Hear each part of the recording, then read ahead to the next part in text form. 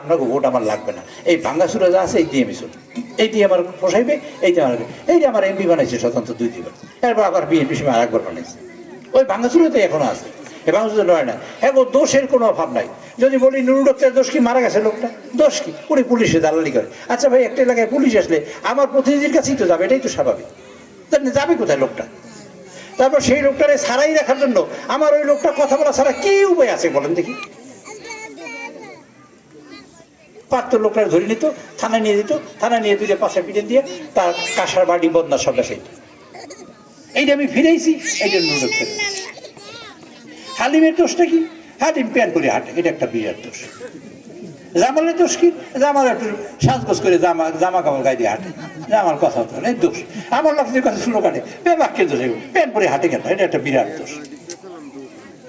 কথা বলে জোরে বলে কেন, এটা একটা দোষ। মানে এই দোষের আমি কি করতে পারি? এই কারণে অনেক কাজ আমি চেষ্টা করলেও করতে পারিনি। আমার মন যদি আপনারা বুঝে থাকেন, আমি চাই আপনাদের উপকার কল্যাণ আপনারা নিজেরা দেখেন নাই। আমি এই দেশে মাছ চাষ করেছি, এই দেশে 3টে ফসল আমি ফলাবার চেষ্টা করেছি। আপনার কি মনে আছে আমি 7টা ট্রাক্টর আনছিলাম? মনে পড়ে আপনাদের?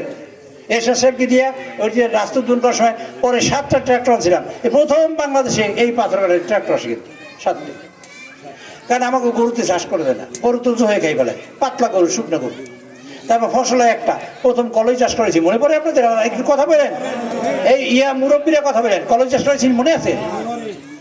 কলই চাষ করেছি, গরু বান্ধাইছি পাথরঘাটায় খোলা, আমি নিজে বান্ধাইছি সব খোলা গরু মাঠে করতো। কারণ ভাই দেখছে না গরু খোলায় হাটে? পাথরঘাটায় খুন হইতো ধান কাটার সময়, দলে দলে খুন হইতো, কমপক্ষে 20-25টা খুন হইতো। প্রথম বছর কিছুই করতে পারিনি। পরের বছর যদি আপনাদের কেউ মনে থাকে দয়া করে কথা বলেন, পাথরঘাটা থানার সামনে কপিকল ঝুলেছিলাম, মনে পড়ে কেউ? হ্যাঁ, মিথ্যা হতো কেন? হাবিব সাহেব মনে পড়ে? কপিকল ঝুলেছেন পাথরঘাটায়। আর কেউ আছে রে? হারুন চক্রাসী কথা বলেন কেন? কথা বললেন, কপিকল ঝুলাইছি। খান ভাই কি করছি জানেন?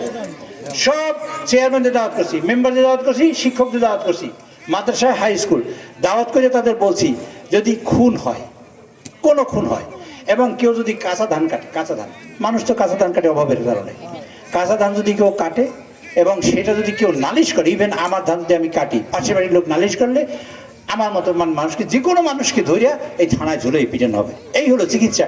কারণ কে মার্ডার হলো এই আসামি ধরা করার নিজেই একটা বিরাট অসুবিধা।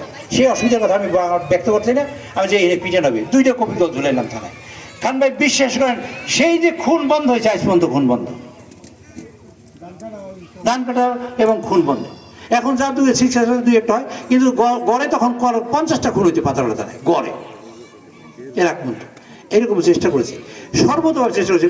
খান ভাই আপনাকে শোনাবার জন্য বলি, আমি পাথরঘাটায় মানুষকে উৎসাহিত করেছি কোনো মামলা না করার জন্য। আমার পাথরঘাটা থানায় 6 মাস 8 মাস একটা মামলা হইতো না, 6 মাস 8 মাসে মামলা হয় না। হয়তো দেখেন না, দেখার সুযোগ পাই না, বলারও সুযোগ পাই না। কখনো এসপিরে কিছু টাকা দিতে হয় মাসে মাসে থানার থেকে।